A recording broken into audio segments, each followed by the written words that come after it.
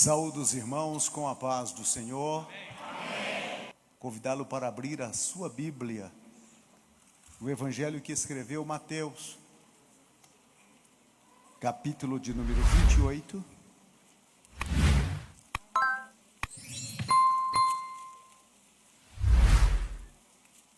A partir do versículo de número 16, versículo 15, vamos começar. E assim eles pegaram dinheiro e fizeram conforme foram instruídos. E esse dito foi divulgado entre os judeus até o dia de hoje. Quem pegava o dinheiro foram os soldados, para esconder o fato que não teria condições de esconder, que fora a ressurreição de Cristo. Versículo 16. Então os 11 discípulos foram para Galiléia, para o monte que Jesus lhes tinha designado. E quando o viram, o adoraram, mas alguns duvidaram. Versículo de número 17. 18 melhor. E Jesus veio e lhes falou, dizendo: foi-me dado todo o poder, no céu e na terra. Portanto, ide, ensinai todas as nações, batizando-as em nome do Pai, do Filho e do Espírito Santo, ensinando-as a observar todas as coisas que eu vos tenho mandado, e eis que eu estou convosco até o fim do mundo. Amém? Podeis sentar, meus irmãos.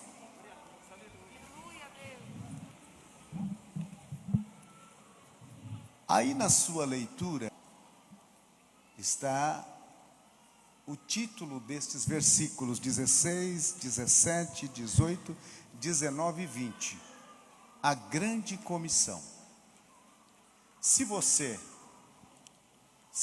colocar o seu dedo em cima da letra C de comissão, como é que se lê? Então seria o quê? A grande comissão seria o quê? A grande omissão. Como que você se identifica nesse texto? Como você se identifica? Comisso ou omisso? É uma boa pergunta para a gente responder até o final da nossa... Eu quero dizer a você o seguinte: estamos numa reunião onde já adoramos a Deus, exaltamos o seu nome, entregamos uma oferta a Ele, e eu creio que você o fez de coração, mas só é interessado a esse tipo de atividade quem quer algo mais. Quem quer algo mais, só se envolve com aquilo que estamos fazendo aqui, fora de missão, quem quer algo mais. Porque aqui não é receber, aqui é dar. É diferente. A igreja tem sofrido um grande prejuízo. E o prejuízo que a igreja tem sofrido, eu creio que não nasceu no coração nosso, mas em outros movimentos, em que fizemos de um povo que se tornou não crente, mas cliente. É um povo que vem só para receber.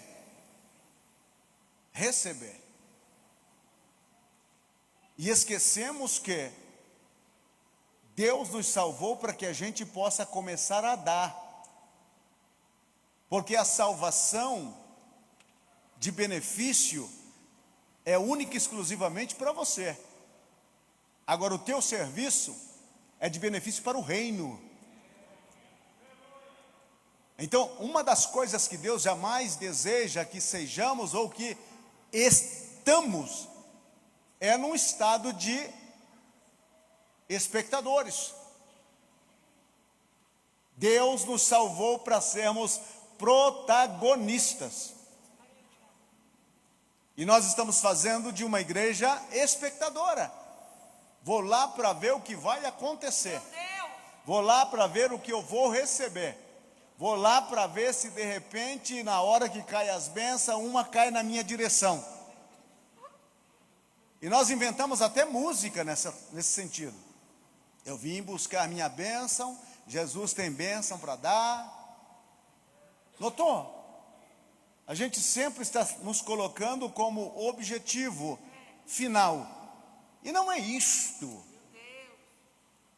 Quando Jesus nos salvou, o objetivo dele foi que eu e você passamos a fazer pelo reino.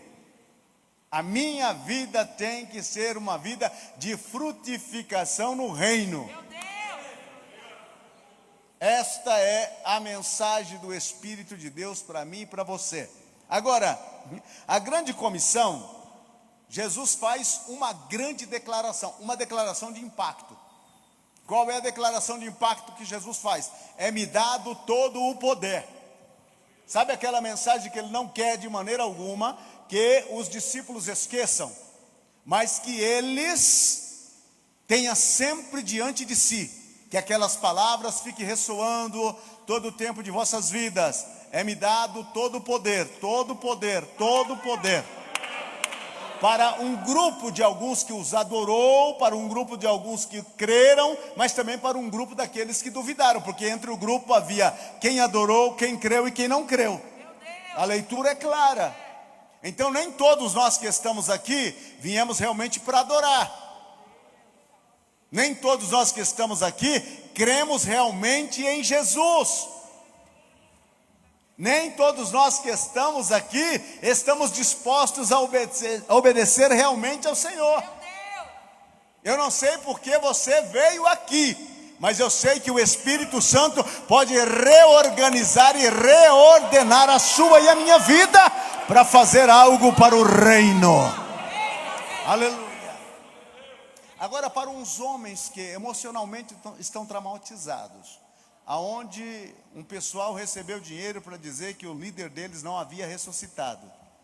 Para um grupo de homens que estão realmente numa situação paupérrima em questões de objetivo, uns homens que estão frustrados, uns homens que estão decepcionados, porque todas as esperanças deles estavam sendo naquela pessoa chamada Jesus, e de repente parece que tudo o que eles sonharam, o que eles pautaram, o que eles propuseram para a vida deles, havia resumido e decidido naquela cruz.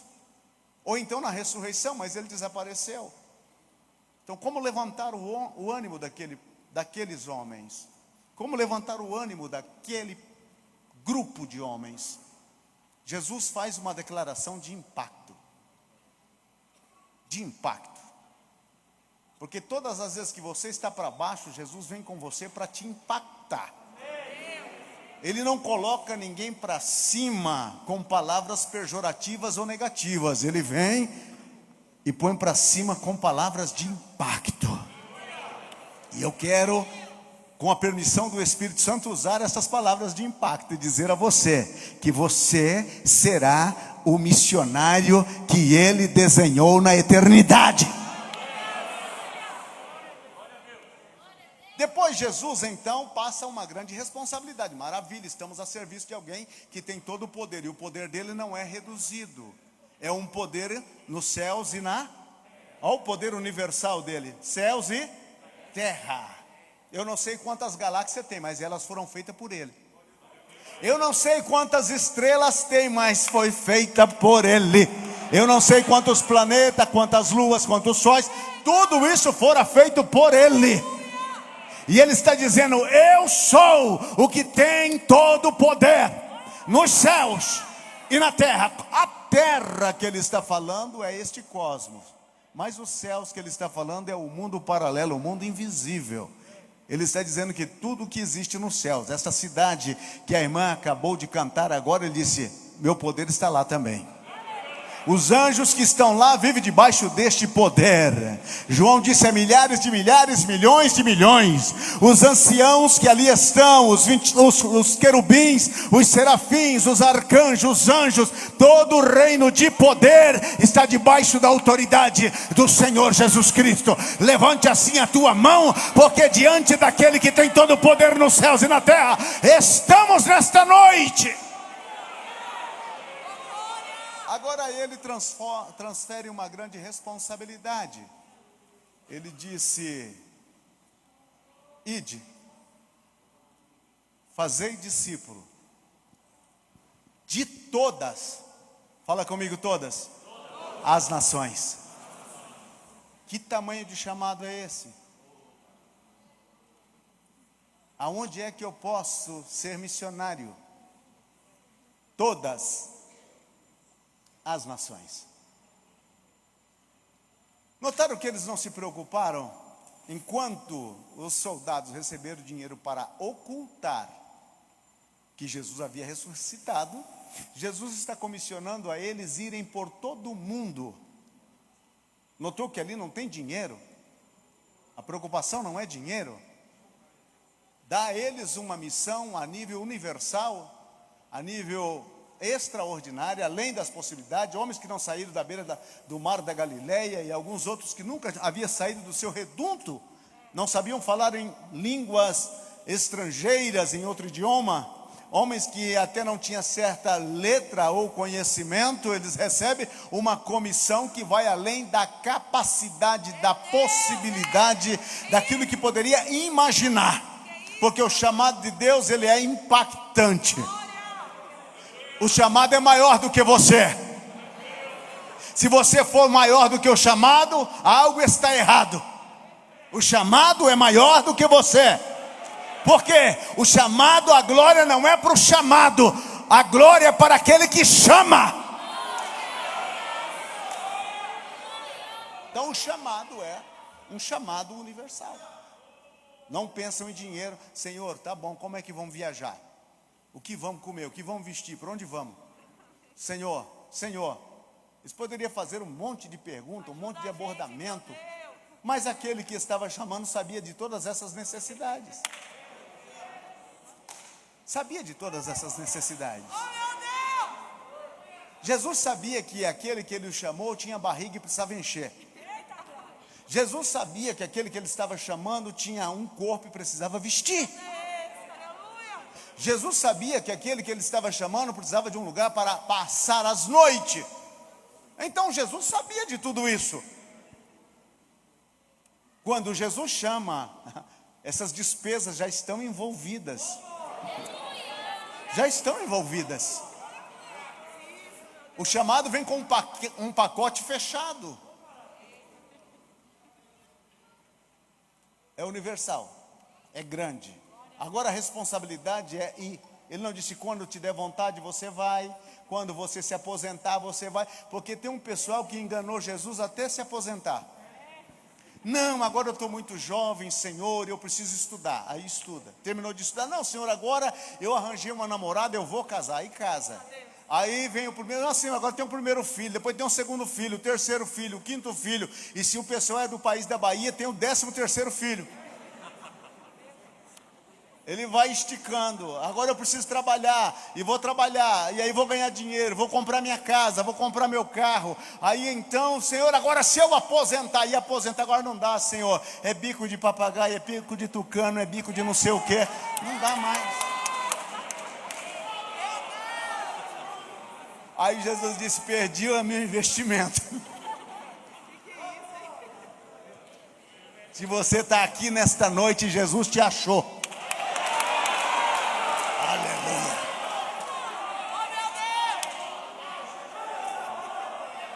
Então não é quando você quiser, não é quando der ou quando puder, não. Ele disse: ide, está no imperativo. Vai ou racha? Vai que vai, meu filho. Aqui é ir ou ir. Não dá tempo de você tomar um respiro, dar um passo atrás. Não, o negócio é ir.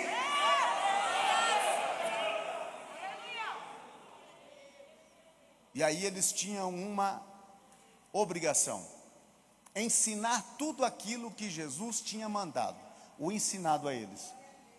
Eles não iam lá pregar uma mensagem que dava na cabeça deles. Não. Imagine se Pedro fosse trazer a mensagem que estava no seu pensamento. Então, eu quero reunir vocês para ensinar vocês como pescar no mar da Galileia. Seria a mensagem de Pedro. Qual seria a mensagem de Levi? Não, eu vou ensinar vocês como cobrar impostos.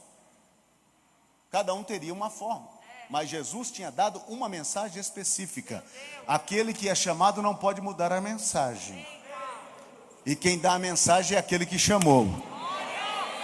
E o nome que leva nesta mensagem é o nome dele. Não é o nome do o chamado, não, nem existe. O personagem chamado, ele nem existe. Quem existe é aquele que chamou. Aquele que chamou. Eu venho anunciar a vocês o Rei dos Reis, o Senhor dos Senhores, aquele que domina sobre todas as nações, aquele que tem todo o poder. Quem é ele? Jesus de Nazaré. E o seu nome? Meu nome não importa.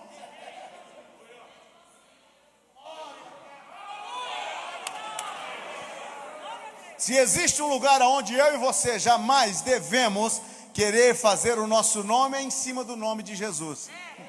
E o que mais tem hoje é gente querendo fazer o nome em cima do nome de Jesus. Eles dizem: não, estou cantando para Jesus. Nada, está cantando para vender a música. Estou servindo ao Senhor. Não, no tempo do CD era o CD. E hoje, quebrou o CD, o negócio agora, eu não sei nem como é que estão fazendo. Outros estão pregando para Jesus, coisa nenhuma. Viaja num lugar e pede uma oferta exorbitante para pregar um evangelho que não é dele, uma mensagem que não é dele.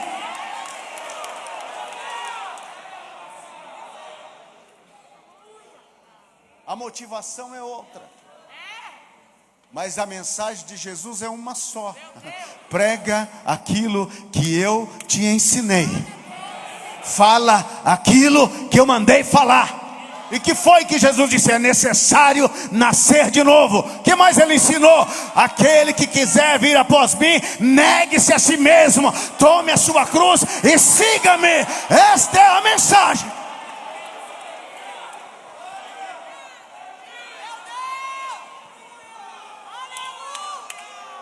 Não é a minha mensagem. A minha mensagem não funciona. A minha mensagem pode amaciar o seu ego. Pode dizer que você é uma pessoa extraordinária. Mas se eu e você queremos ouvir a mensagem de Jesus, Ele está dizendo: arrependei-vos, arrependei-vos, arrependei-vos, arrependei-vos. Essa é a mensagem. E ele disse: aqueles que crêem nessa mensagem. Olha que mensagem. Como crer numa mensagem dessa? Como crer numa mensagem dessa? Ele disse: aqueles que creem, vocês batizem eles. E no nome do Pai, do Filho e do Espírito Santo. Essa é a missão. Ele disse: bom, então a gente vai. Mas Jesus disse: faz uma grande promessa, uma declaração grande, uma responsabilidade grande, uma promessa grande. Por quê? Porque Jesus é grande. Se Ele é grande, tudo dele é grande, tudo com Ele é grande. E aí Ele disse: vão e façam, e eu vou com vocês. Estarei convosco todos os dias. Vocês não vão sozinhos, eu vou com vocês. Quer um encorajamento maior do que esse? Eu vou com vocês. Eu vou com vocês. Vocês não vão sozinhos, eu vou com vocês. Eu vou com vocês. Senhor, mas se for um lugar difícil, eu vou com você. Senhor, se perseguirem, eu estou com você. Senhor, se eu chorar, eu vou estar lá ao seu lado. Se eu sofrer, eu vou estar lá com você. Não me importa, não me importa. Eu vou estar, eu vou estar, eu vou estar. Eita, Jesus bom. Esse é Jesus. Esse é Jesus. E aí ele disse, e não é somente um momento. Ele disse todos os dias. Aqueles que são casados, nem a esposa te aguenta um dia da semana, né? Tem dia que ela diz: meu Deus, pensei que eu tinha casado com um anjo. Mas esse está desanjo. É aquele dia, né? E você olha para ele e diz: ih, meu Jesus eterno. Pensei que eu tinha casado com uma santa da Nova Jerusalém. Me saiu uma cananeia. Tem dia que nem você se aguenta. Você olha no espelho e diz: ah, mas se eu pudesse, eu sumia. Não é? Jesus disse: eu estou com você todos os dias. O dia que você não se aguentar, Ele está com você. O dia que a sua esposa não te aguenta, Ele está com você. O dia que o seu esposo não te aguenta, Ele está com você. Porque Ele disse: eu estou com você todos os dias. Até quando? Até quando? Até quando? Para sempre. Não tem fim. Se acabar aqui, começa ali. Ele vai estar com você. Esse é o Jesus que nos chamou para a missão. E quando Ele nos chamou, eu era um jovem, faz pouco tempo. Eu tinha 18 anos. Eu cheguei na igreja, alguns chegam puxando uma cachorrinha. Eu já cheguei puxado pela cachorrinha. Situação muito brava, muito difícil. Imagine, desempregado, morando numa favela no Jardim Nova Europa, na cidade de Limeira. Paulo ainda disse: judeu de judeu, disse pobre de pobre. Eu era pobre de marré, bem pobre. Situação muito precária. E eu me lembro que uma vez eu tive um altercado com meu pai, uma briga. E eu disse para ele: olha, eu não moro mais aqui nessa casa, vou embora. Peguei umas calças que eu tinha, joguei no pescoço, porque nem mala tinha. Joguei umas camisas no ombro e saí. E já comecei com aquele pensamento: ninguém quer saber de mim, ninguém me ama, eu não sirvo nem para viver. Se eu vou lá para a beira do anel viário e me jogo debaixo de um caminhão daquele de cana, que a cidade de Limeira é circuncidada por um anel viário, e era época, mês de junho, julho, época de corte de cana, e os caminhões passavam por ali, eu disse: me jogo debaixo de um caminhão daquele, acabou. E fui para lá, esperei 2 horas, nem um caminhão de cana passou. Nem para suicidar eu servia. Situação muito difícil. Meu Deus! Muito difícil. Voltei para casa. Meu pai olhou para mim e disse: mas já voltou? Entrei lá para o meu quarto e fiquei lá, né? Um quarto que moravam mais ou menos uns 5 irmãos, tudo naquele lugar. A cama em casa dividia entre 3. E então, no outro dia de manhã, era um sábado. E eu estava no quintal da casa, lá do barraquinho nosso barraquinho feito de as costaneiras de madeira e rebocado com barro, por dentro e por fora. Passou um rapaz por nome de Juraci. Ele olhou para mim e disse: ei, Caveira. Esse era o meu nome de guerra. Ô, Caveira. Eu brincava com os irmãos que dia de chuva eu chegava no culto sem se molhar. Vinha só esquivando, de tão magro que era. Ele disse: rapaz, nós vamos ter um culto de jovens lá na igreja. Você não quer ir lá? Eu tinha uma bronca de crente, irmão. Eu gostava de crente assim como Satanás gosta da cruz. Os crentes nunca tinham feito nenhum mal para mim, mas eu já tinha acabado com alguns ar livres que eles faziam. Já tinha chutado algumas caixas de som. Sabe aquela caixa de som Giannini? Que você falava Jesus no microfone, você é Genésio lá? Tinha acabado com a festa deles muitas vezes. Mas eu estava no mato sem cachorro. Eu disse: rapaz, eu vou. Me falaram para mim que as moças crentes são bonitas e eu estou precisando de uma namorada. Eu vou lá. E fui para lá. Fui lá buscando a namorada, encontrei um namorado. Era uma igreja no fundo de uma casa, meia água, E eu entrei. Quando eu pisei na porta da entrada, tinha uma senhora contando um testemunho. Quando eu entrei, ela parou o testemunho, olhou e disse: jovem. Eu falei: ixi.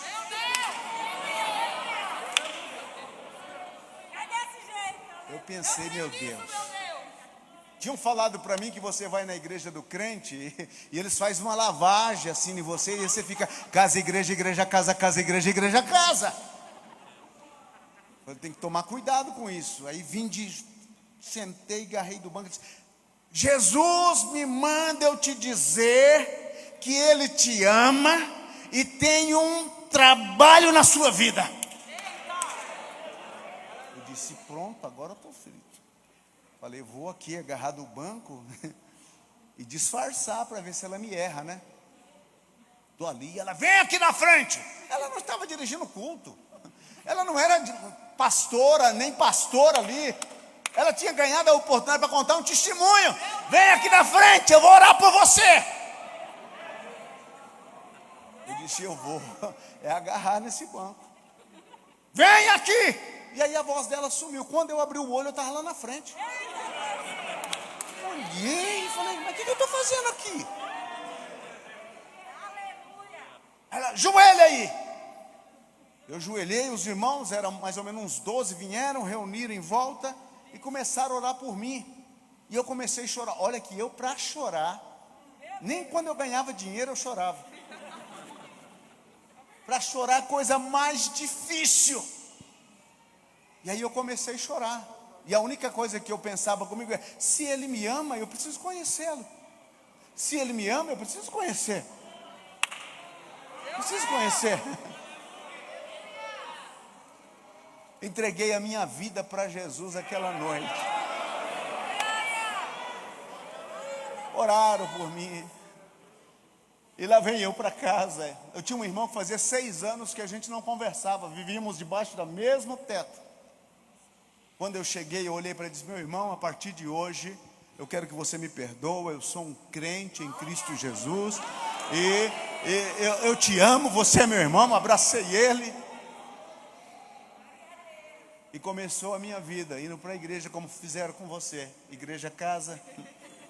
Casa, igreja. Igreja, casa. Casa, igreja.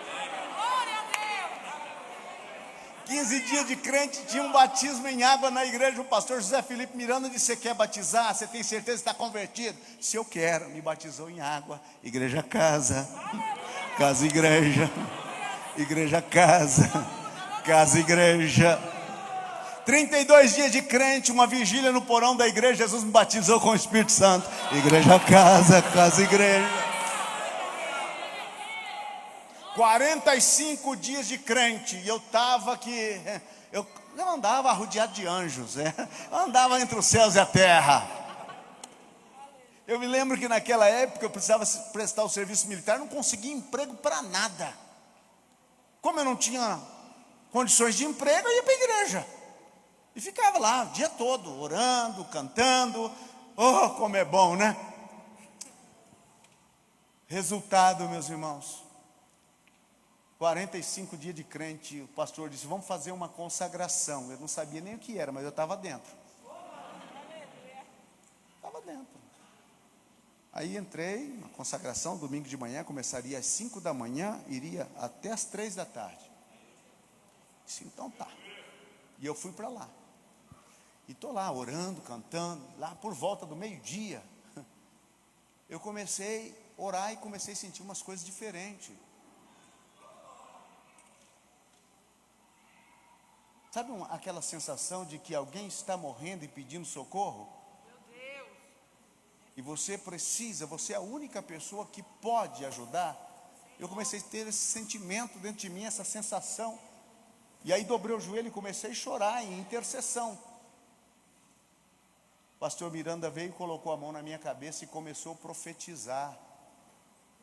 Disse: tenho um chamado para a tua vida. Farei de você um pregador da minha palavra. Te levarei para muitas partes e até em outras nações. Quando ele falou isso, eu disse: Jesus deve estar meio... Porque eu não tinha nem um par de sapato para vir na igreja. Eu vinha de sandália havaiana, hoje é luxo, naquele tempo era lixo mesmo. Uma pobreza miserável, não tinha nem duas calças, nem duas camisas. Quantas vezes eu fiquei enrolado numa toalha esperando secar a calça e a camisa para vir ao culto à noite. E Jesus está me dizendo que eu vou viajar até para fora do Brasil. É uma loucura isso. Quando eu disse eu não tenho calça, eu não tenho camisa, eu não tenho sapato, a boca do profeta disse: te darei calça, te darei camisa, te darei sapato.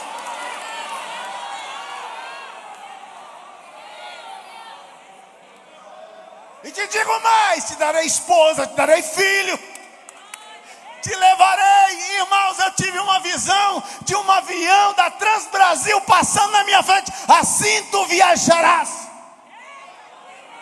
Meu Deus.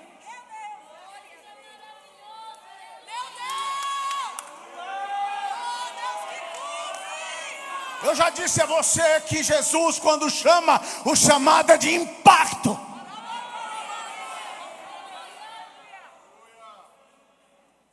Terminou aquela consagração e eu disse: e agora? E agora? 20 dias depois chegou uma equipe da Jocum na nossa igreja. E os meninos começaram a falar de missão. Aí pronto. Aí me estragou todinho. Eu fui para Belo Horizonte, fiz a escola de missão da Jocum. Voltei, irmãos, eu estava com o coração que não cabia no peito. Eu ia para a fila lembra do INSS? Era Inampes antigamente, aquelas filas que 3 da madrugada eu estava lá distribuindo folheto. Praça Toledo Barros em Limeira, quantas vezes eu não parei no meio da praça gritando e pregando o evangelho no ponto de ônibus, as pessoas olhavam para mim e diziam: e este rapaz?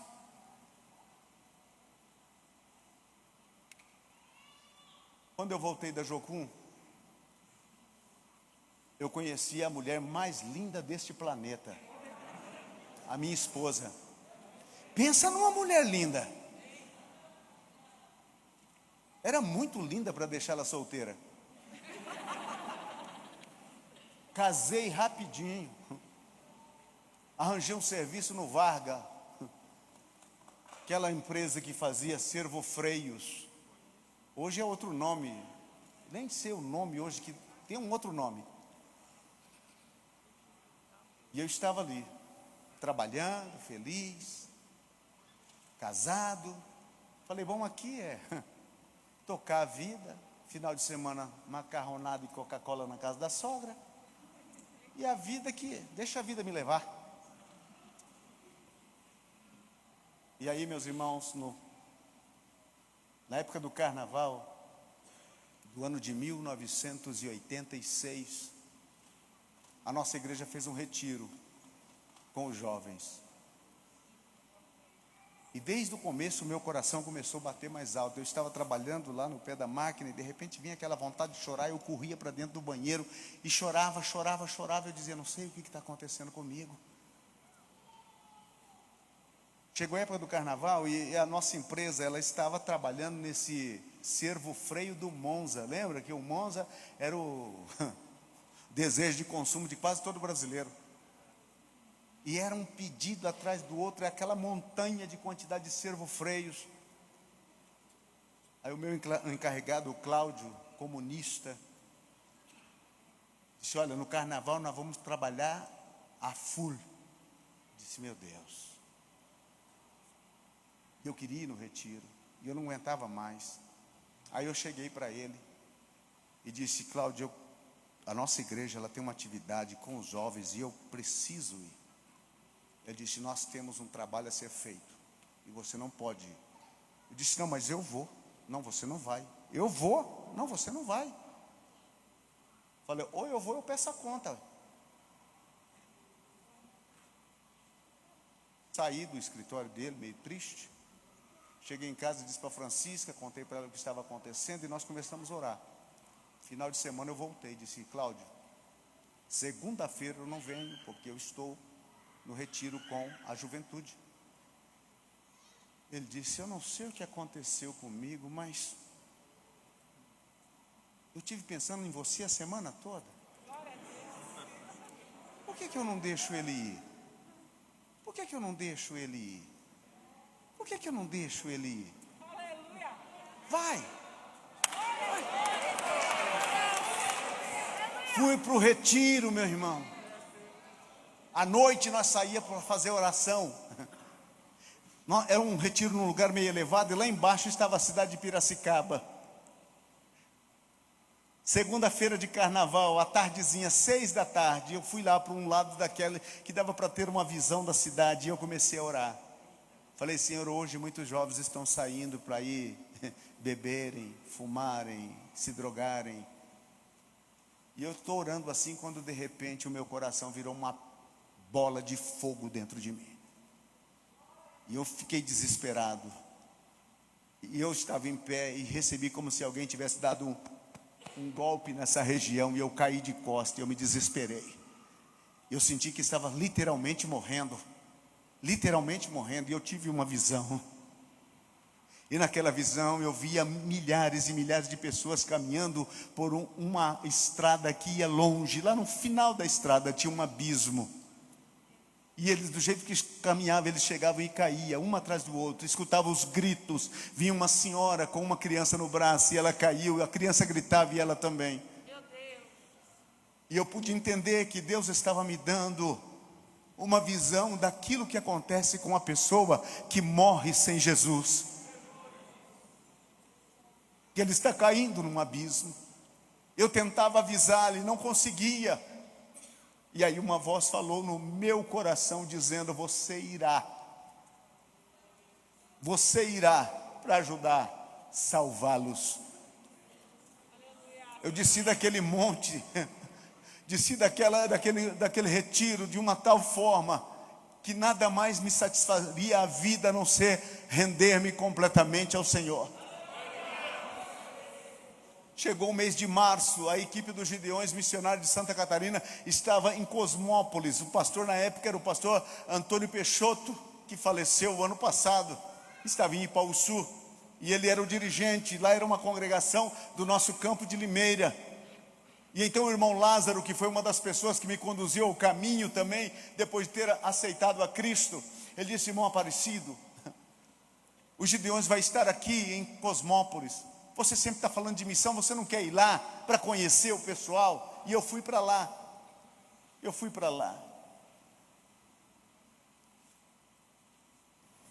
Mês de maio, lá estou eu naquele congresso de jovens, muitos jovens.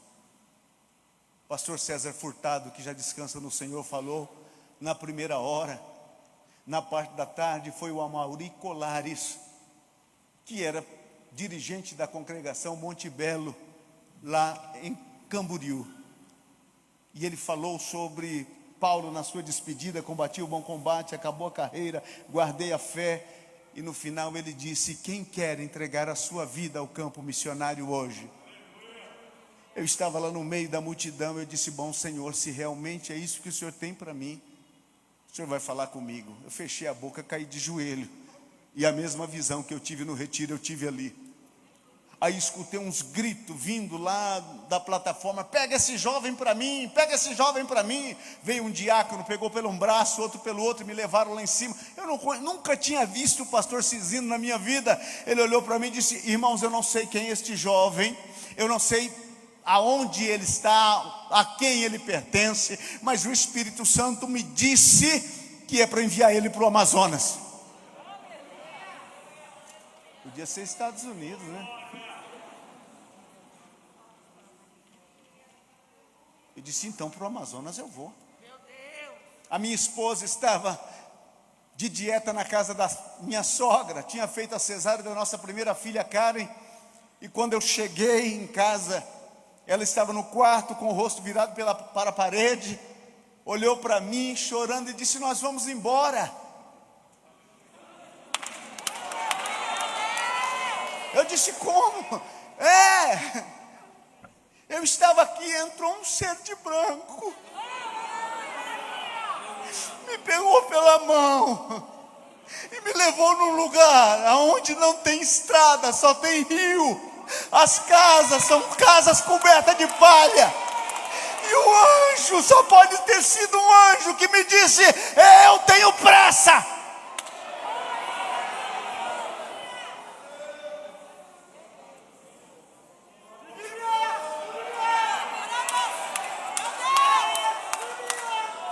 Eu sentei no pé da cama e contei para ela o que tinha acontecido e disse: então nós vamos embora. Você jovem que vai casar, por favor, case com uma mulher de Deus. Case com uma mulher de Deus. Cheguei no emprego, fui direto lá no escritório do Cláudio, disse: acerta o meu que eu estou indo. Ele disse: o que aconteceu? Sua esposa acabou de ter filho. Estou indo. Para onde você vai? Estou indo para o Amazonas. O que você vai fazer no Amazonas? Pregar o evangelho. Ele disse: você é doido? Eu disse: estou doido por Jesus.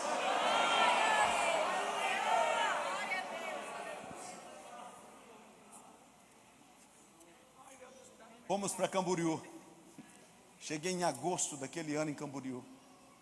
Setembro, nós viemos pegar aqui o avião no aeroporto de Guarulhos.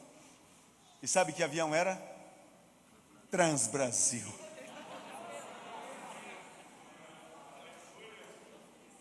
Quando eu olhei, eu disse: Jesus, o Senhor é. Chegamos no Amazonas no dia 23 de setembro do ano de 1986. Pastor Alcebiades Pereira Vasconcelos nos recepcionou e disse: olha, Aparecida, não tem onde te pôr, vou te colocar você lá no manicômio que a igreja comprou. Era um manicômio que funcionava naquela época, e para lá nós fomos os primeiros ali. Lugar de doido é mais ou menos um manicômio.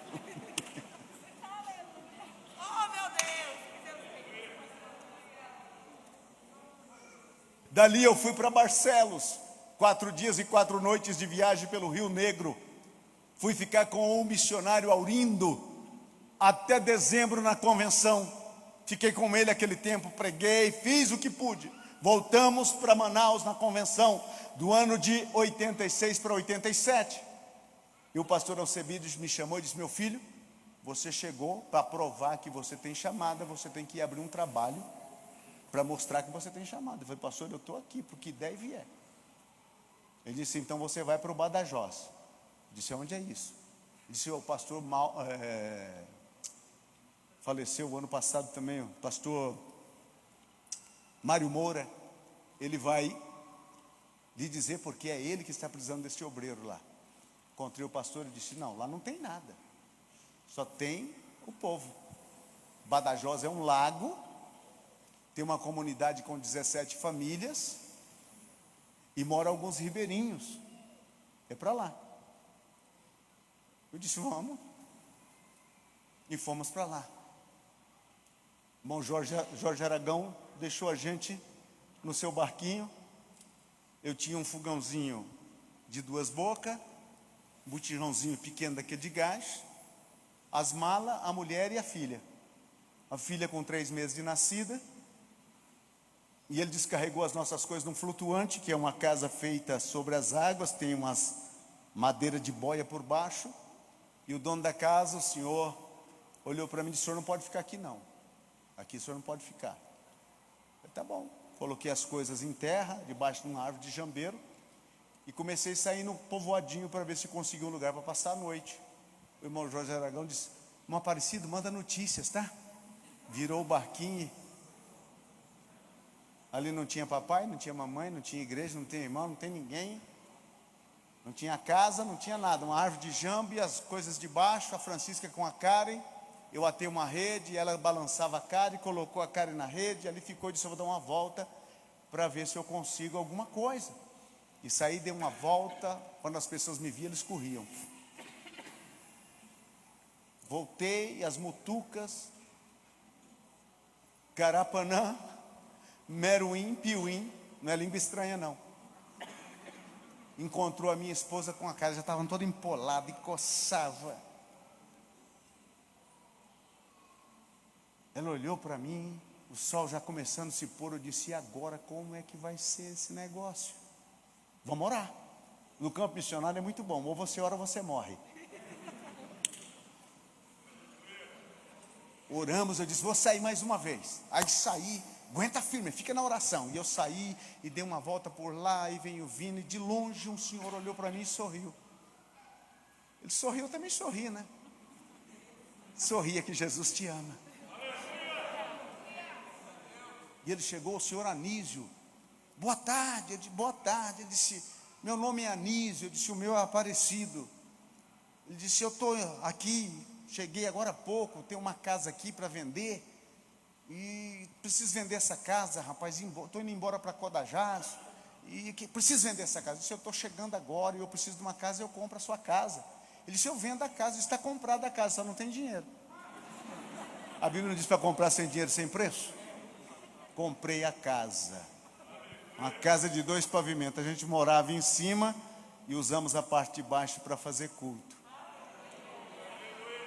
6 meses naquele lugar, eu não ganhei uma alma para Jesus. Eu coloquei em prática tudo que você possa imaginar, o que se faz em missão. Uma coisa é a teoria, outra coisa é a prática. Eu chorava, eu gritava, eu saltava, eu pulava. Tudo que você possa imaginar, eu fiz na minha vida. E nada dava certo. O povo corria, fugia. 6 meses, o que a gente tinha levado de suprimento, acabou. Para fazer uma compra, eu tinha que viajar do Badajoz até Codajás, 35 horas de viagem descendo. Acabou as coisas e a menina tomava mamadeira, e como lá não tem leite líquido, era o leite em pó, comprava lata e dissolvia para fazer a mamadeira da menina. E acabou o açúcar, acabou o leite, acabou o arroz, acabou tudo. E a esposa disse, olha, acabou tudo. Eu disse, então vamos para Codajás. Vamos fazer uma compra. Uma saudade de tomar uma Coca-Cola. Você não sabe o que é passar 6 meses sem tomar uma Coca-Cola naquela época, né? Hoje eu aprendi a não tomar as coisas mortíferas.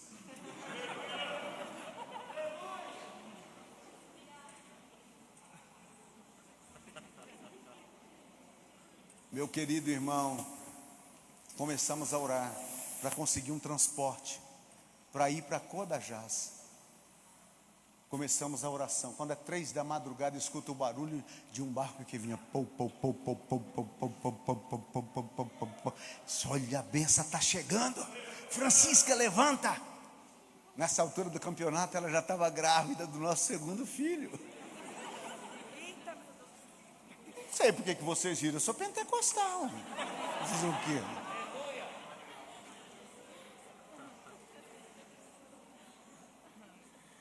Aleluia.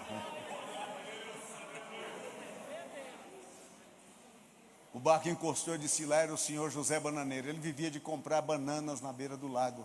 Eu conversei com ele, ele olhou para mim e disse, olha, para o senhor ir, se o senhor arriscar ir com a gente, não tem problema, mas a esposa não tem jeito de levar, não. Eu disse, mas por quê? Dá uma olhada no barco. Aqui ele tinha caixa de banana por onde você pudesse imaginar. Em cima, no porão, para todo lado. E eu voltei em casa e disse para ela, a gente não vai não. Vamos orar. Deus vai mandar outro. Ele disse, não vai. Vai. Falei, e você? Não, eu fico. Eu fico. Como assim você fica? Não, eu fico. Porque se você ficar, se você for, pelo menos eu tenho esperança que você vai voltar. Se você ficar aqui, a gente não vai ter nem dar mamada para essa menina mais.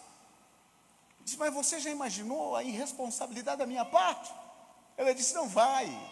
O nosso Deus vai cuidar de mim. Eita Deus. Casa com uma mulher crente. Se você viu que essa mulher é meia carnal, abandona ela. Não, agora se você já casou, vai com ela até o fim, Daniel.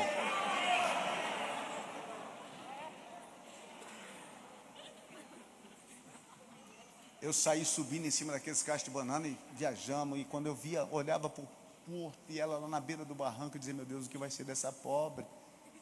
Que loucura que eu estou fazendo. Tem misericórdia.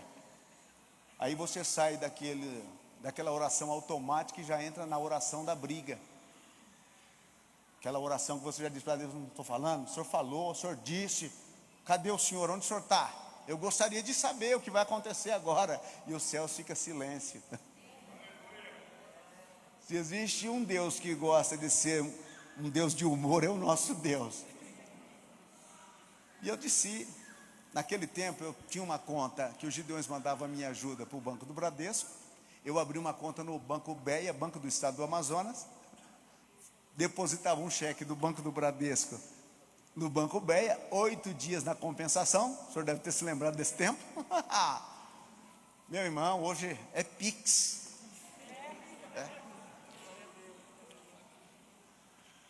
E depois fazia a compra, tirava o dinheiro uma semana depois, fazia a compra, e aí esperava uma passagem para voltar para o Badajoz. Sabe quantos dias? 30 dias. Não tinha como comunicar. Hoje é o WhatsApp, né? Naquele tempo era rádio cipó. Não tinha como comunicar. Nem sabia como ela estava, e nem ela sabia quando eu ia voltar. Até que eu consegui uma viagem. Um barco que ia subindo. Disse, eu levo o senhor. E entrei naquele barco e fui. Quando o barco entrou no lançante do estirão, para entrar na boca do lago, meu coração ia palpitando. Eu já fui logo para a proa do barco, para olhar o que estava acontecendo. E naqueles lugares, quando um barco vem chegando, é como se o presidente da república vai chegando num lugar. Todo mundo corre para saber. E ela, por ser baixinha, eu não conseguia ver. Disse, meu Deus, morreu. Cadê?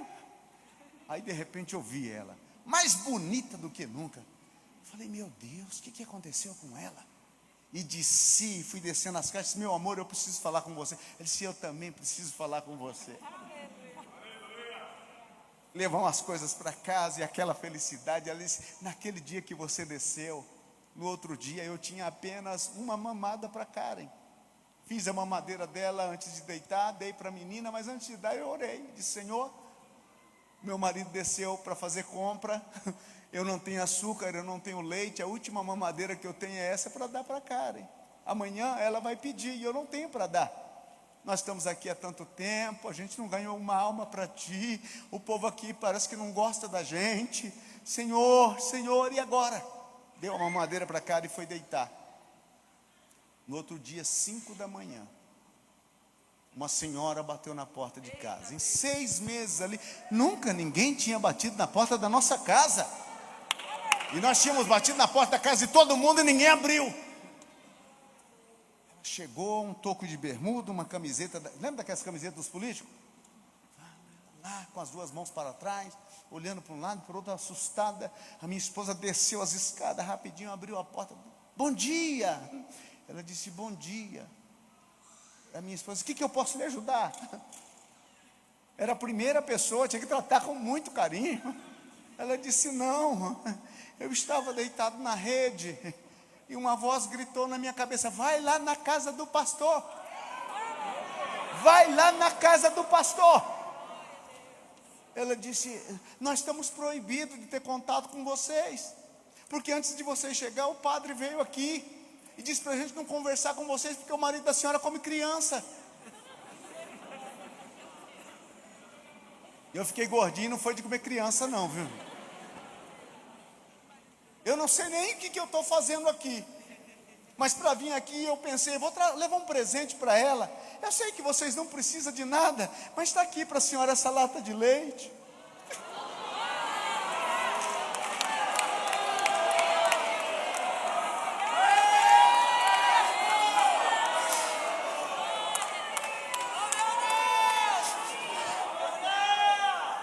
Está aqui esse quilo de açúcar, eu sei que vocês não precisam disso. A minha esposa entrou no manto, como diz o pessoal, e se lançou no pescoço dela e disse um monte de palavras. Disse que quer isso, fica tranquila.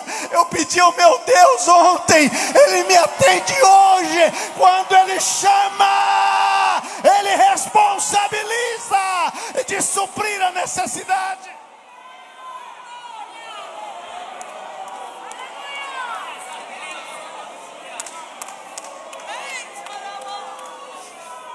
E ela disse, não, eu já tenho uma igreja.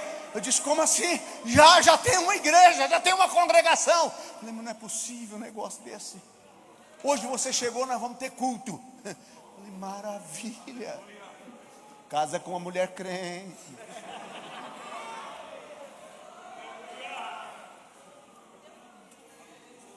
E nós fazíamos culto na parte de baixo, como a gente não queria usar a lamparina, porque a lamparina na minha época no Mato Grosso se usava com querosene. Lá é com óleo diesel. Aí você acende a lamparina com óleo diesel, seu nariz fica parecendo escapamento de fenemê.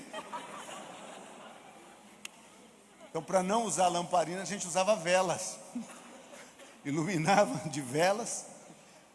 Iluminamos o salãozinho com as velas. E chegou os meninos, aqueles meninos barrigudinhos. Peladinhos, porque roupa lá é artigo de luxo. Peladinhos. Descalço. Olhava e disse: pastor, que hora que vai ser a missa?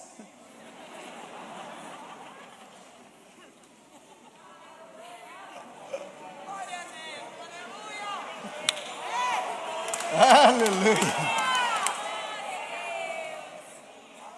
Ele disse: daqui a pouco, vamos entrando. E foi entrando, entrou 8 meninozinhos daquele. Chegou um maiorzinho que tinha uns 12 anos, para o nome de Frank. E disse: pastor, eu quero também estar na missa. Entra.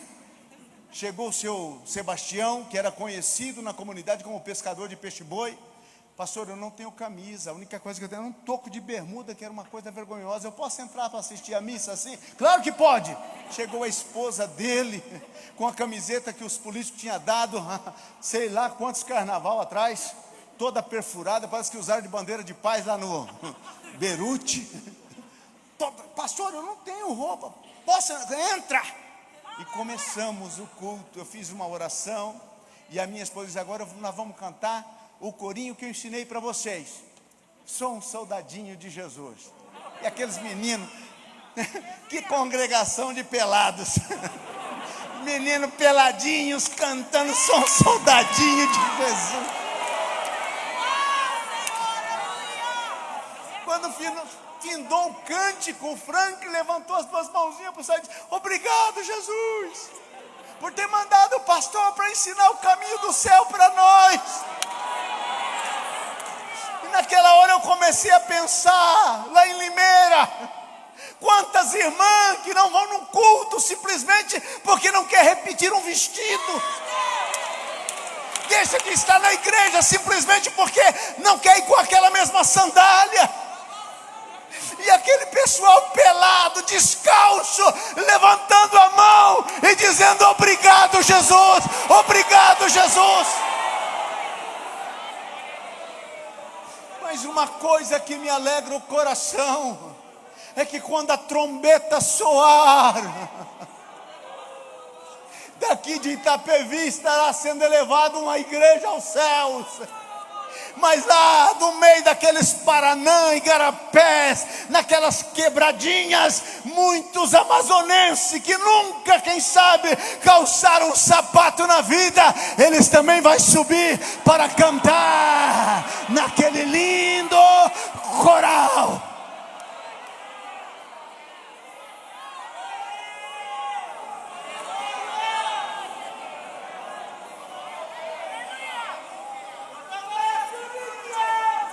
Tarabashori andarabagai. Manamashuri andarai.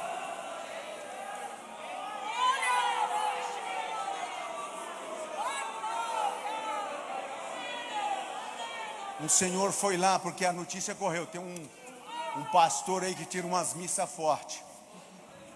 Notícia correu. Chegou um senhor e disse: pastor, eu moro lá nas Três Bocas, a gente vive que nem animais. Ninguém lá nunca fala de Deus para a gente.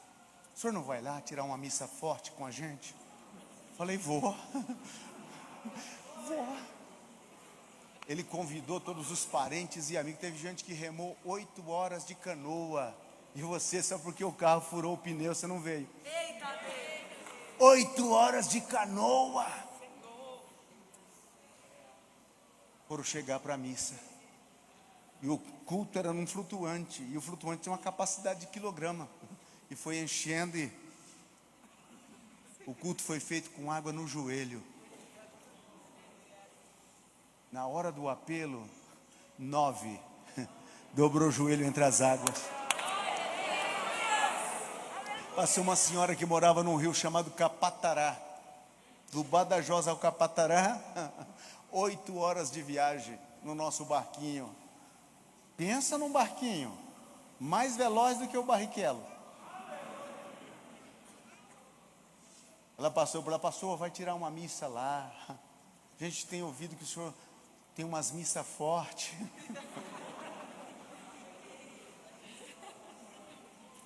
vai lá. E eu fui fazer essa missa forte. Entrei no barquinho, eu, o irmão Manuel e a Francisca e a Karen. A Francisca já estava nos dias. E fomos para lá. Quando eu cheguei, ela se assustou, disse: pastor, o senhor não avisou quando vinha?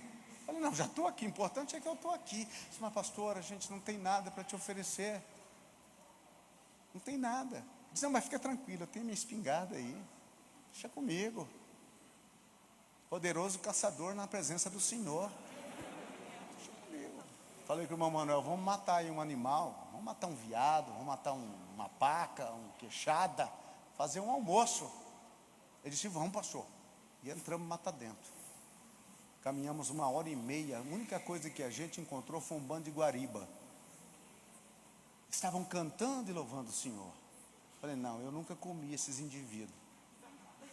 Vamos ver se a gente acha outro bicho. E andamos mais 1h30 e nada. Aí eu disse para ele: vamos voltar, porque os irmãos guariba estão lá. E deu um tiro num macaco daquele e ele caiu. Quando ele caiu, estava gordo, que era tempo de frutas, né? Fruta que eles comiam. Partiu a barriga, aquela banha amarelinha. E ele disse: pastor, o senhor matou o capelão. Falei: é bom? É. Falei: meu Deus, tem misericórdia. Quando cheguei lá, a mulher fez uma festa aqui. Ei, maravilha, pastor, vamos cozinhar. E eu já desci lá para o barquinho pedindo misericórdia. Senhor, eu nunca comi coisa imunda. Nunca coloquei essas coisas na minha boca. Senhor, tem misericórdia de mim. Ela fez lá aquele negócio, tempero lá é água e sal. Cozinha aqui no caldeirão, coloca no meio da casa, você senta em volta, cada um coloca uma folha de ubim, ou então uma pá do remo, com farinha d'água, tira um pedaço, molha aquilo e vai comendo. Pensa numa comida. Você muitas vezes reclama do seu ovinho frito, lembra? Pensa numa coisa. Aí ela serviu o caldeirão, aquele negócio lá, cabecinha do bichinho com os dentes de fora sorrindo. Falei: Deus tem misericórdia de mim. Eu disse: deixa eu fazer uma oração. Fiz uma oração. Aí ela disse para mim: pastor, o pedacinho gostoso é esse daqui. Colocou a mãozinha dele fechada no meu prato. Eu disse: meu Deus. Eu comecei a roer aquela mãozinha, e depois foi um bracinho, e eles olhando. Aí a irmã gritou lá: come, menino, porque não, o pastor vai comer tudo. Chegou a noite, a hora do culto. Veio gente que saiu de tudo quanto era breu daquele lugar lá. E veio gente, fizemos aquele culto. O marido dela estava com uma enfermidade supurosa, que saía até gusanos assim pelo nariz. Na hora da oração, Jesus o curou completamente. Esse negócio de cura progressiva não, irmão. Era cura de verdade.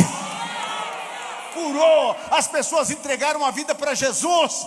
Ali ficamos todo o ano de 87. Oh, meu Deus, aquele relógio. Estou feliz que na eternidade eu vou poder contar todo o testemunho. Lá não tem relógio. Voltamos e fui para a convenção de 87 para 88. Pastor Alcebi disse: olha, fiquei sabendo do trabalho que estão fazendo lá, hein? Mas eu preciso de você em outro lugar. Eu disse: bom, pastor, estou na mão de Deus. E aqui para fazer o quê? Você vai para o estirão do Equador. Quando ele encheu a boca, eu falei: é coisa boa. Ninguém tem um nome tão bonito desse assim, isso é feio. Onde é que fica? Ele disse: eu não sei. Procura o pastor Antônio, que faz 3 meses que ele veio corrido de lá. Meu Deus! Oh, Deus tremendo! Saí da sala e encontrei o pastor Antônio. Disse: pastor Antônio, pastor Alcebi disse para mim que eu vou para o estirão do Equador. Ele deu 2 passos atrás. Deus tem misericórdia de ti, meu filho. Não, mas aonde fica? Ele disse: não, você pega um barco aqui em Manaus, viaja 8 dias e 8 noites até Tabatinga, depois você viaja mais 4 dias e 4 noites até o estirão do Equador. Lá onde começa o Brasil. Pensa num lugar longe. E é para lá que eu vou. Coloquei a minha esposa, a minha filha e o meu filho recém-nascido, Elionai, e fomos para esse tal do estirão do Equador. E lá ficamos 5 anos. Fronteira do Brasil com o Peru, mais embaixo com a Colômbia. um pelotão de fronteira do exército e uma comunidade de civis. Recebemos uma igreja que estava quase caindo. Os cupins tinham comido até a altura da janela, tinha 5 crentes, tudo de olho numa caixa de som que a igreja tinha para vender e gastar em cachaça. Era isso que fomos receber ali. E ali nós ficamos esses 5 anos. 3 meses nós já era mais de 30 pessoas. Um dia o comandante, o tenente Edson, passou, olhou e disse: chama o pastor para mim. Chamei, ele olhou para mim e disse: pastor, não pode continuar reunindo aí não. Essa casinha vai cair em cima de vocês vão ter acidente. Aí eu disse: mas o que eu vou fazer? Aí fui para o meu quarto de oração, falei com Jesus. Ele disse para mim: constrói um templo para mim aqui. Faz uma casa digna do meu nome aqui. Tá bom, senhor. O senhor mandou, está mandado. Estou indo. Reuni os irmãos. Falei: irmãos, vamos construir uma casa para Jesus aqui, um templo. E os irmãos olharam para mim. O irmão Francisco Batista olhou para mim e disse: pastor, Jesus não vai voltar? Vai. Vai demorar? Não sei. Disse: a gente entra no mato, cada um com um machado e um teçado, a gente pega umas madeiras, faz uma reforma nessa daqui, para esperar Jesus aqui, tá bom. Disse: não, irmão, nós vamos fazer, aqui a gente fala de alvenaria, né? Lá fala, vamos fazer uma construção de tijolo. Quando eu disse: vamos fazer uma construção de tijolo, ele disse: ah, pastor, eu duvido. Aonde é que o senhor vai arranjar tijolo? Aqui não tem tijolo. Cimento, aonde o senhor vai arranjar cimento? Pastor, ferro. Aqui não tem ferro. Como é que o senhor vai fazer? Eu disse: eu não sei. Eu não sei como vai ser feito. Mas Deus disse que é para a gente fazer. Eu só quero que vocês me ajudem. Ele disse: não, para ajudar nós estamos aqui. Falei: então, domingo que vem nós vamos abrir o alicerce. E abrimos a vala, 8x16. Passou um soldado, por nome de Farney, e olhou e disse para o seu Alonso, que era o porteiro da congregaçãozinha, disse: seu Alonso, vocês estão fazendo essas valas aí para não entrar água para dentro da casinha de vocês aí quando chove? Ele disse: não, o pastor disse que vai construir uma igreja de tijolo aqui. Ele disse: ah, eu duvido. Ele disse: nós falou para ele, mas ele não acredita. Eu olhava lá de casa, aquelas valas estavam uma belezura. Pensa numas valas bonitas. E eu dizia: Jesus, a primeira chuva, isso vai transbordar de água, acabou a fé, né? Aí eu tive uma ideia, falei: vou a Tabatinga. Falo com o pastor Aderaldo Pontes Pires, pego uma tremenda oferta, compro alguma coisa e começo. E fui nesse pensamento. Cheguei em Atalaia do Norte, pastor Lucas Timóteo era o pastor em Atalaia do Norte na época. Ah, o senhor vai pregar? Contei o projeto, e aqui entusiasmado. Disse: me dá uma oferta, Lucas. Ele passou a salva, quase que ficaram com a salva. 2 moedas e um botão. Entrei no barquinho, era um rabudo, né? Um backpack, lá chama rabudo e backpack. Chinês, aquilo anda também numa velocidade que dá medo. Viagem de 4 dias, você gasta 8. Entrei, estou indo, de repente, uma lancha cruzou na frente assim. O pastor do Estirão, onde está? Eu disse: sou eu. Ele disse: olha, o prefeito Gumercindo quer conversar com o senhor. O Gumercindo era o prefeito da cidade de Atalaia do Norte. Eu disse: entra aqui. Eu entrei, ele voltou comigo, o prefeito estava no porto. Pastor, tem um funcionário nosso que é lá da igreja do pastor Lucas e falou do seu projeto lá na prefeitura. E o senhor não falou nada comigo. Eu quero ajudar, no que eu posso ajudar? Eu disse: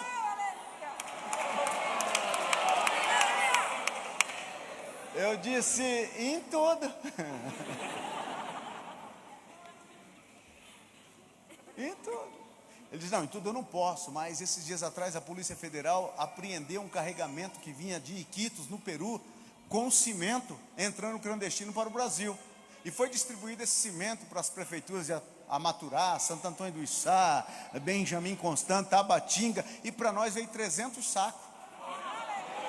Se eu te dar 100 sacos desse, o senhor fica contente? Aí eu pulei no pescoço dele. O que é isso, pastor? Ele é bênção. Fui para Tabatinga, cheguei em Tabatinga, preguei na igreja do pastor, falei do projeto. Quando terminou o culto, um silêncio, ninguém disse nada. Aí vou descendo a escadaria do púlpito, tinha um rapaz, por nome de Elvésio, nunca tinha ouvido um nome como esse. Elvésio. E ele disse: o senhor é o pastor dos Tirão do Equador? Eu disse: sou. Ele disse: pastor, o senhor tem um tempinho para me contar a minha história? Eu disse: tenho. Ele disse: pastor, eu sou filho de uma lavadeira lá do Pará, da Assembleia de Deus. Quando eu nasci, a minha mãe fez um voto que ia dar a mim uma carreira profissional. E ela trabalhou, e ela lutou. E o voto dela era que o primeiro salário que eu recebesse, eu ia doar para a obra de Deus. Foi difícil, mas eu me enganjei. Eu sou odontólogo do exército. E recebi hoje o meu primeiro salário. E quem estava lá para pegar a benção? Euzinho, meu irmão. Comprei cimento, comprei ferro. O irmão José emprestou o barco dele em Monte Carmelo e fomos nós para o Estirão do Equador, levando cimento, levando ferro, e começamos, e está lá. Depois de 23 anos eu voltei lá em 2017. A igrejinha que eu construí, que a coluna tem arame farpado, cano d'água, esse cano de ferro, está lá, hoje tem até ar-condicionado. Criança que eu apresentei, pai de filhos, e eu olhei para aquilo, e fui para a casa pastoral, porque a casa pastoral foi destruída, e o pastor fez uma nova casa, mas o meu quartinho, onde eu entrava toda manhã para orar, ficou em pé. Eu entrei lá, e a presença dele estava lá, porque ele prometeu: vou estar convosco todos os dias.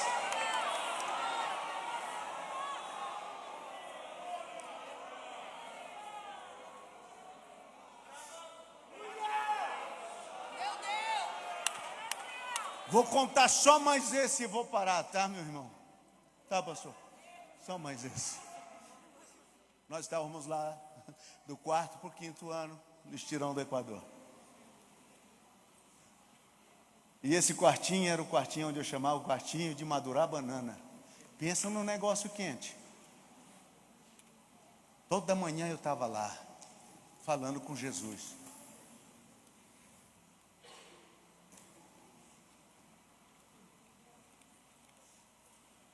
E uma manhã eu estava lá. E o meu menino Elionai, que nesta época já estava caminhando,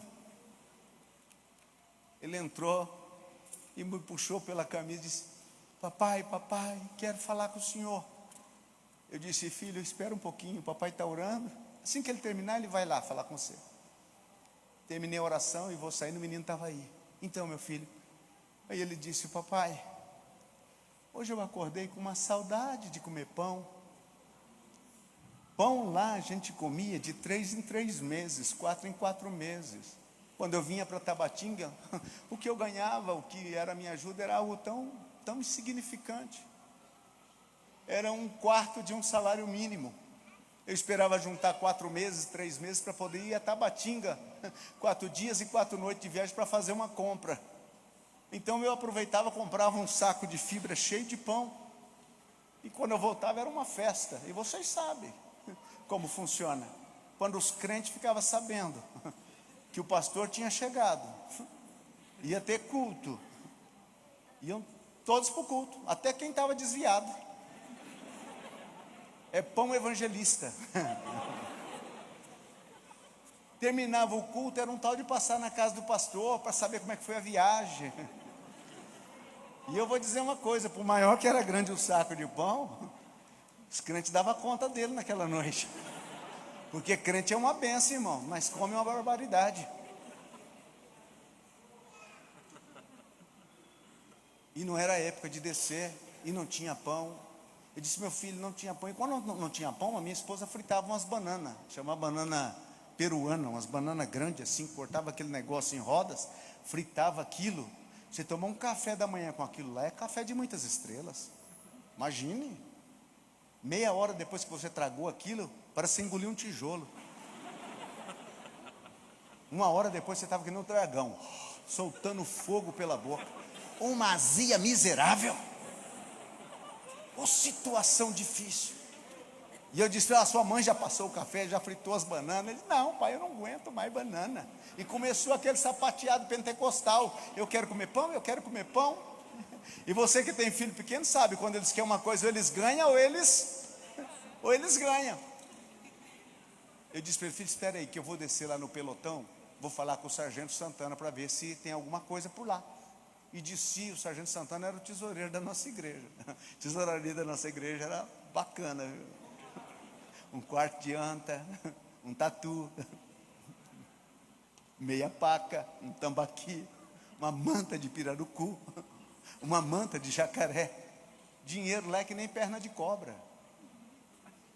Ninguém vê. Você coloca R$10 na carteira, você passa o mês todinho e não acha no que gastar. Cheguei para o Santana e disse, Santana, eu vim falar com você. O meu filho hoje, ele acordou com vontade de comer pão e eu vim aqui para você conseguir um pão para mim. Ele olhou para mim e disse, dura coisa me pediste, pastor. Eu disse, não, mas de repente algum que o rato roubou. Pastor, nem rato tem. E eu voltei para casa e o menino está sentado na porta. E pai, ele só conseguiu o pão? Eu disse, não, meu filho, não tem pão. Aí começou de novo o sapateado pentecostal. Falei, vamos lá para o quarto. Você acredita que Jesus pode mandar um pão para você? Ele disse, eu acredito. Eu disse, então vamos lá para o quarto. Entramos lá dentro do quarto, eu dobrei o joelho do lado de cada cama. Ele dobrou o joelho do outro lado. Ficou olhando para mim e pensando, acho que o pão vai aparecer flutuando. Ele disse, pode orar. Pede o pão. E ele fechou os olhos e fez aquela oração que criança aprende na escola dominical. Papai do céu, o Senhor é meu pastor e nada me faltará. Já pegou Deus pela palavra, né? Hoje eu acordei com saudade de comer pão. Manda um pão para mim, papai do céu. E disse, amém. Eu disse, amém, amém. Eu disse, então vai tomar café com bananas fritas. Pensei, Deus vai transformar o sabor das bananas. E eu vou saindo em direção à cozinha, ele sai em direção à porta da sala. Eu disse, ei garota, onde é que você vai? Ele disse, vou sentar aqui e esperar o pão que o papai do céu vai mandar. Eu não tinha tanta fé, passei pela cozinha e café com bananas fritas. Estava trabalhando, fazendo os bancos da igreja, desci para uma mini carpintaria que eu tinha lá no fundo e estou lá lixando as madeiras. Ah, meu irmão, umas 2 horas depois, uns gritos na cozinha. Falei, meu Deus, alguém se acidentou. A Francisca, a Karen, o Elionai, o menino queria o pão e eu vim correndo. E quando eu entro na porta da cozinha, ele está com o pão na mão como se fosse um troféu. Ele mandou, pai! Ele mandou, pai! Eu disse, meu filho, o que é isso? Ele disse, não, pai, eu estava lá sentado, olhava para cima e dizia, Jesus, o meu pão. Olhava para baixo e dizia, Jesus, o meu pão. Apareceu um soldado, pai, e ele tinha esse pão, pai, disse, menino, você quer esse pão? Eu disse, eu estou esperando, porque eu já pedi para o papai do céu. Eu fui procurar esse soldado no pelotão, no estirão inteiro, e não encontrei. Aí eu fui ler na Bíblia e vi que Deus tem anjo que é padeiro, que faz pão para Elias e faz pão para filho de missionário também.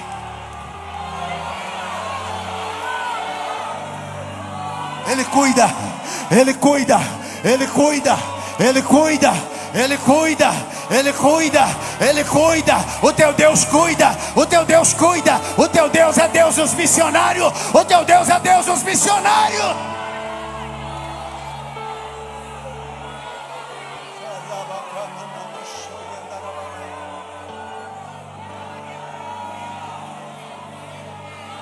Posso orar, pastor? Vamos orar. Fique em pé, por favor.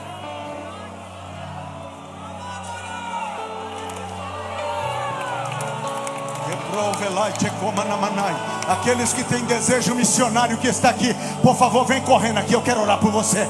Você que tem um desejo missionário, está quente, saltando no teu coração, vem aqui, vem correndo, sai da onde você estiver, saiba que nesta noite, Deus está reafirmando o chamado missionário na tua vida.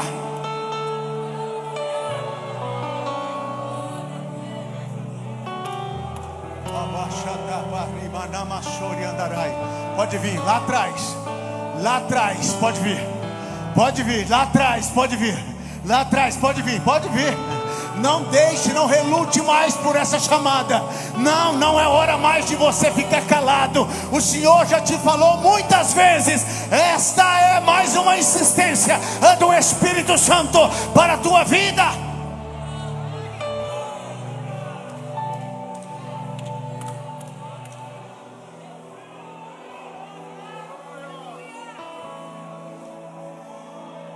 Shakata himanama shori andarabagai.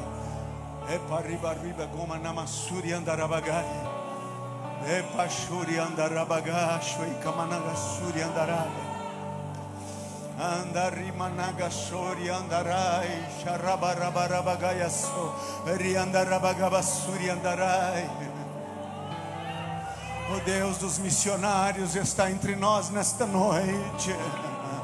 E Ele está recrutando missionário, chamando, tocando, falando com você. Você que está lutando só para ganhar dinheiro, Jesus está dizendo: eu quero que você ganhe pedras preciosas, eu quero que você ganhe almas. É com você que Ele está falando, pastor. Mas como vai ser? Não se preocupe, lança-te nos braços dEle e deixe que Ele se encarrega das demais coisas.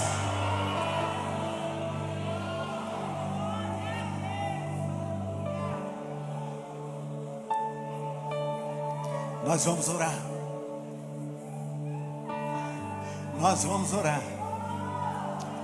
Aleluia.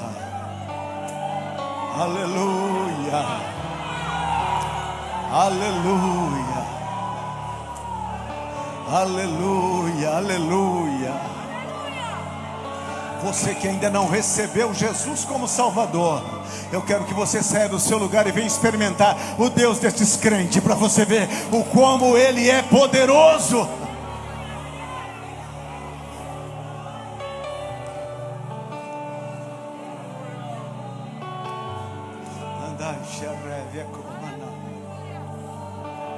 Aleluia. Feche os seus olhos, curve a sua cabeça. Eu não tive tempo, me perdoe, eu não tive tempo de falar da Colômbia, mas eu prometo aos senhores que eu volto um dia para a gente falar da Colômbia. Curve a sua cabeça, feche os seus olhos. Você que ficou aí, levante a sua mão em direção a esse altar. Aleluia. Eu quero que a vocês que estão aqui na frente, eu quero que enquanto nós estivermos orando, você esteja dizendo: Senhor, eu consagro a minha vida no altar da missão. Eu me coloco no altar missionário nesta noite. Amado Deus, querido Pai que estás nos céus, é no nome de Jesus, o teu Filho santo, bendito e eterno, é que invoco o teu nome neste lugar, Senhor, em favor desses homens e estas mulheres que o Senhor já previamente tem falado no coração, e muitos deles sentem queimar dentro do peito esta chama missionária, esse desejo, Senhor, é de ser, Pai querido, um levador da tua palavra, das boas novas. Mas nesta noite, meu Senhor, eles vêm uma vez mais diante deste altar. Muitos deles estão se entregando. Aqui eu estou vendo jovens, aqui eu estou vendo adolescentes, aqui eu estou vendo senhores e senhoras de idade, que mais uma vez está dizendo: eu quero fazer algo útil da minha vida para o teu reino, para a glória do teu nome. Agora, Pai, na autoridade do nome do Senhor Jesus, começa a confirmar esta chamada chamada, em o nome do Senhor Jesus. Começa a confirmar essa chamada, falar agora da visão agora, Senhor, da visão agora para este homem, para esta mulher, da visão agora, Senhor, para que ele possa saber que é Tu que está falando a ele mais uma vez. Usa ele.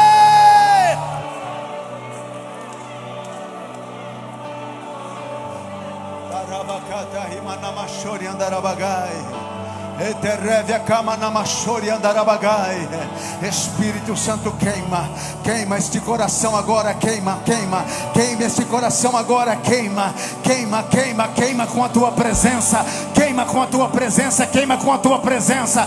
Oh, haja sobre ele o batismo missionário agora, em o nome do Senhor Jesus.